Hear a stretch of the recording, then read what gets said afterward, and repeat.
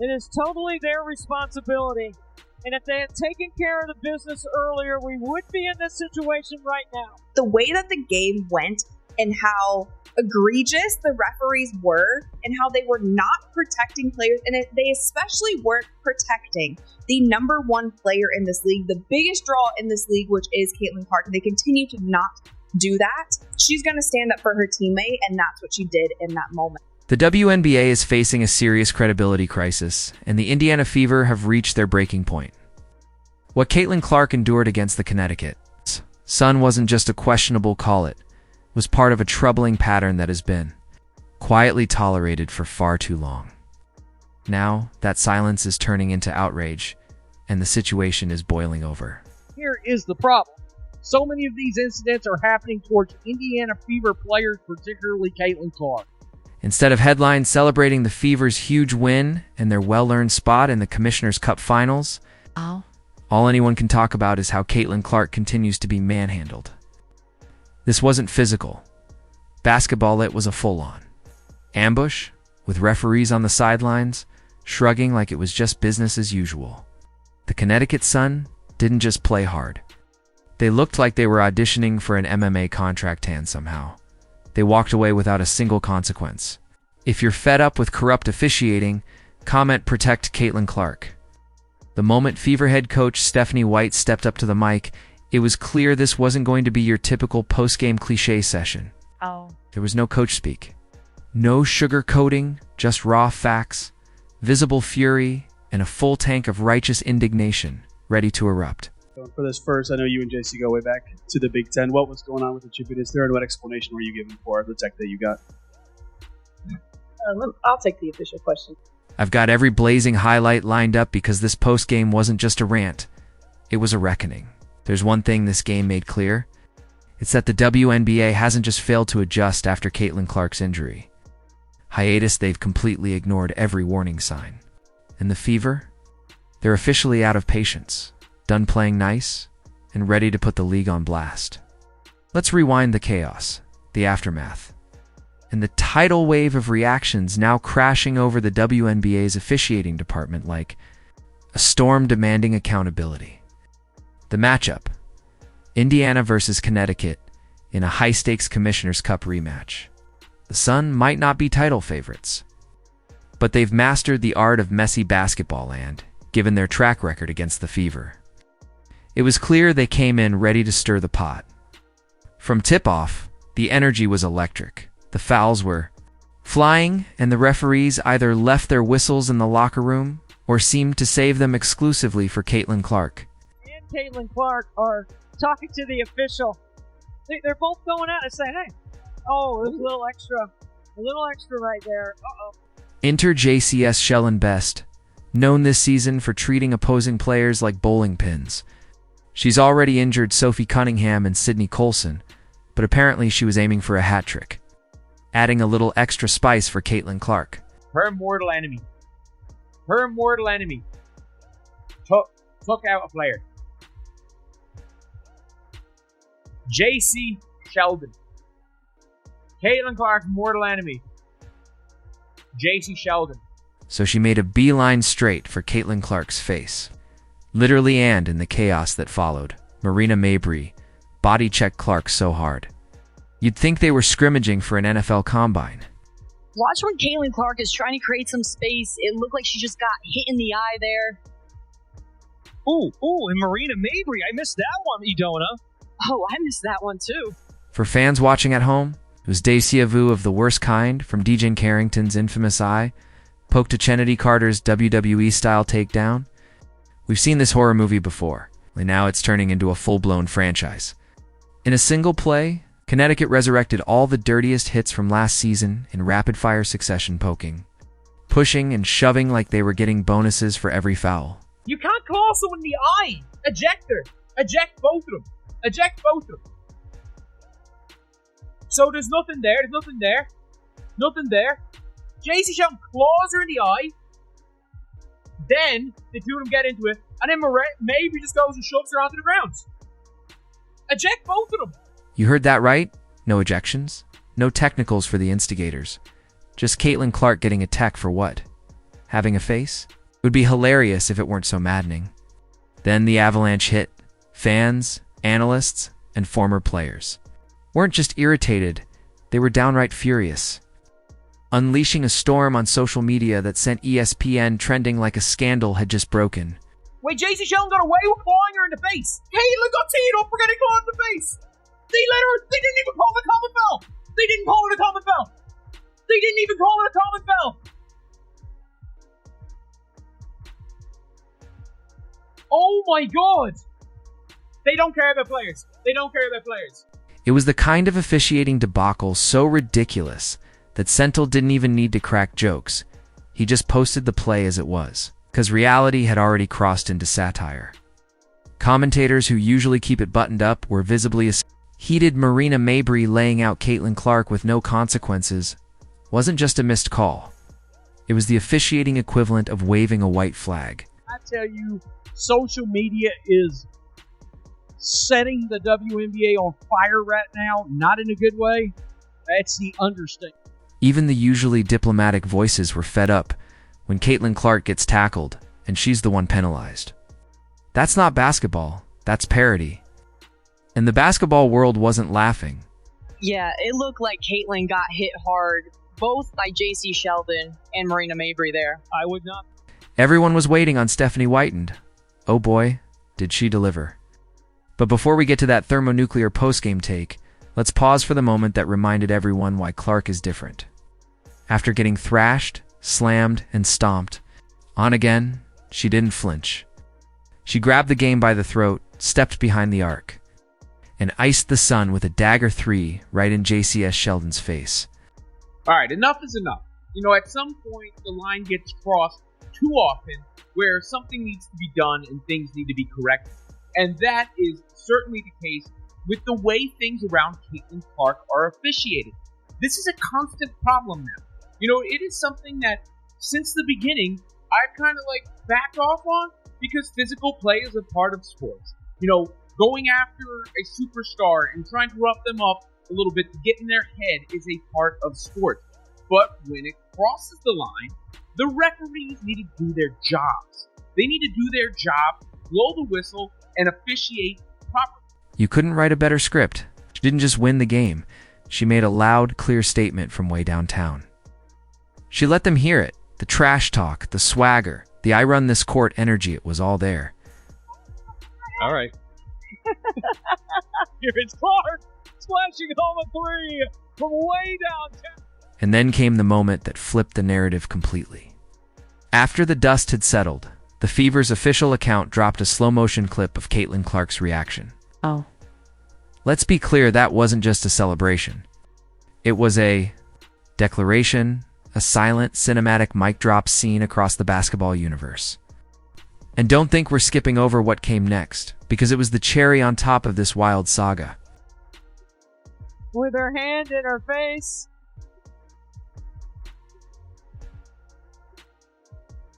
Competitive. Sophie Cunningham, with all the fury of a superhero whose origin story begins with someone messing with her teammate, exacted the perfect revenge. She didn't hesitate. She delivered a textbook flagrant foul on JCS Sheldon. Clean, direct, and decent. Unmissable. It wasn't petty or reckless. It was surgical and necessary. Sophie didn't show up this season to pad stats. She was brought in to be the Fever's security detail. Enforcer and moral compass all rolled into one headband. Wearing powerhouse. Now, when someone comes for Caitlin, they understand there's a price to pay. With the steal. Southern going coast to coast. And here we got another break this year as JC Sheldon goes right after Sophie Cunningham. The days of letting it slide are officially over. Indiana's tolerance has expired, and Sophie just filed the final notice. The crowd was absolutely electric. They knew what they were witnessing wasn't just retaliation. It was a message broadcast. In high definition, the Fever will not be pushed around anymore. But then we hit a tipping point. This was all game, folks. All game. Caitlin Clark and the Indiana Fever were getting checked. All game. The Indiana Fever were getting punked. All game. The referees let this physical style of basketball continue and continue and continue and continue and continue and continue. and eventually, Sophie Cunningham had him. When's the last time you heard national commentators openly slam the officials during a WNBA broadcast? Not question, not hint slam. That's how out of control things got. The refs let the game spiral by refusing to make the obvious calls. When you fail to contain escalating physicality, this is the result. Player-on-player retaliation, chaos, borderline malaise, and the only thing louder than the crowd was the silence from the whistles. So, of course, everyone was waiting for Stephanie White's post-game presser, like it was the season finale of a hit drama series. It is totally their responsibility. That's a hard foul. That's a flagrant foul. And if they had taken care of the business earlier, we would be in this situation right now. If you remember, Coach White already went nuclear earlier this season over poor officiating and was fined for it. But this was DEFCON 1. What happened during this game wasn't about one missed call. It was the latest chapter in a saga of blatant, repeated, and dangerous disregard for the league's most important player. Stephanie didn't walk into that press conference with a speech. She walked in with a flamethrower. There wasn't an explanation for the tech that she got. I think it was pretty obvious that stuff was brewing, right? When the officials don't get control of the ball game, when they allow that stuff to happen, and it's been happening all season long. All season long. It's not just this game. It's been happening all season long. This is what happens, right? This is what happens. You've got competitive women who are the best in the world at what they do, right? And when you allow them to play physical and you allow these things to happen, they're going to compete. And they're going to have their teammates back. Commentators echoed the same sentiment. The refs lost control. It was a failure in real time, and every player felt it. When officials won't protect you, the players will protect each other. That's exactly what we saw. And you better believe. The Fever's front office approved every second of Sophie's enforcement.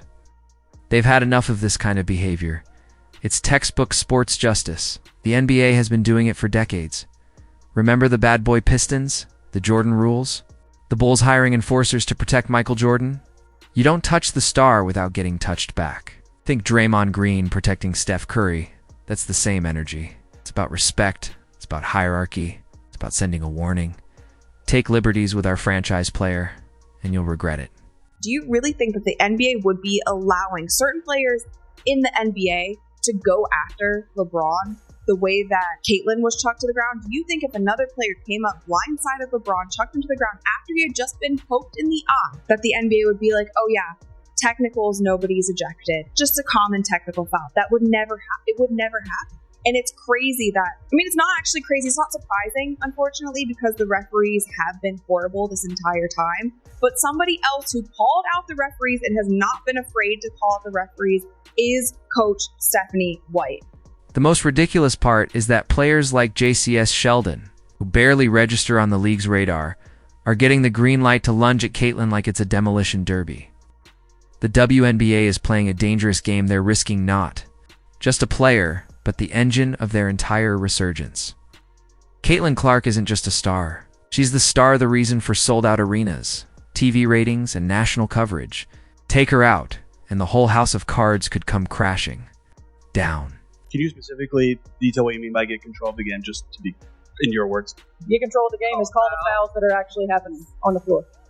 Right, and consistently call the fouls that are actually happening on the floor. Even worse, by doing nothing, the league is setting the tone there. Essentially saying, it's open season on Caitlyn. You can rough her up, cheap shot her, poke her in the eye, and odds are, she'll be the one whistled. That's not just incompetence, that's negligence. Then came the line that's going to be replayed in every sports segment from coast to coast. This is JC Sheldon right here with an entire handful of Caitlin Clark's shoulder and bicep, and she's twisting it. Okay, this is wild. Here's the zoomed out look, the snapshot. This league does not have control of its players. Stephanie White didn't just point the finger at the refs from this game. She called out the entire WNBA. This isn't isolated.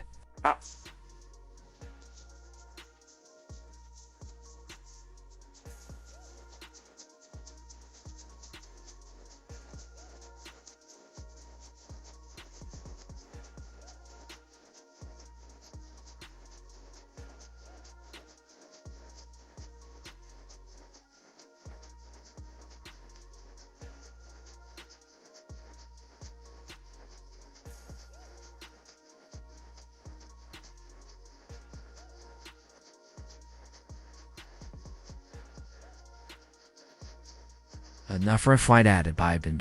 They've complained before, filed concerns, and the league has done nothing. No action, no review.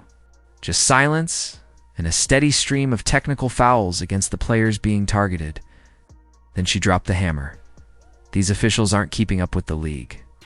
Translation: the referees are out of their depth. The game has evolved, but the officiating hasn't. It's a serious accusation and should send shockwaves through league offices.